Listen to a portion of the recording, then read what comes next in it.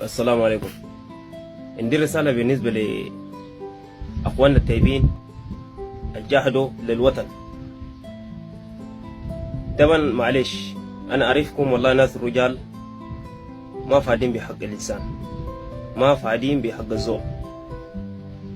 بالنسبة لناس الجيش أخواني أسمعوا كلام ده كويس عليكم الله، بس معلش أقدر أقول الكلمة دي، لكن أنا ما قاسي لأي إنسان، لكن برضه نوصل الرسالة. أي زول الناس اللي انتوا مشيتوا حررتوا الجماعة دي دقيتون، أنا بوصيكم يا أخواني ما في زول يحبش حق المواطن ولا يشيل حق المواطن ولا أي حاجة.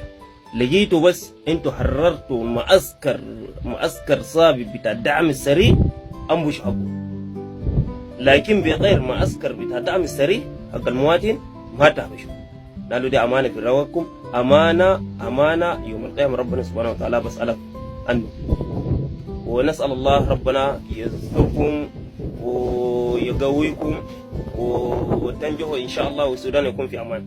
نسأل الله السلامة والعافية يا أخوانا. والله أنتم الرجال، ومعليش الكلمة اللي قلتها دي يعني ما عشان أقول الجيش ضعيف، لا والله جيش قوي وأنا بحييكم والله، لكن برضو شنو إن الذكرى تنفع المؤمنين. أنا أعرفكم أنتم ما بتشيلوا حق زول، لكن برضو شنو نوصيكم نقول شنو إن الذكرى تنفع المؤمنين.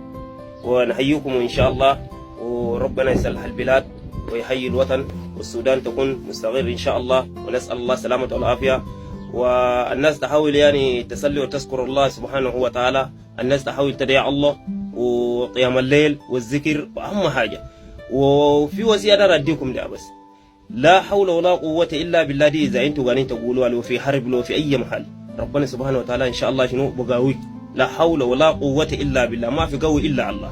لا حول ما في إله إلا الله، لا حول ولا قوة إلا بالله. بس أنتوا أمسكوا دي قوية، ونسأل الله السلامة والعافية. شكرا لكم.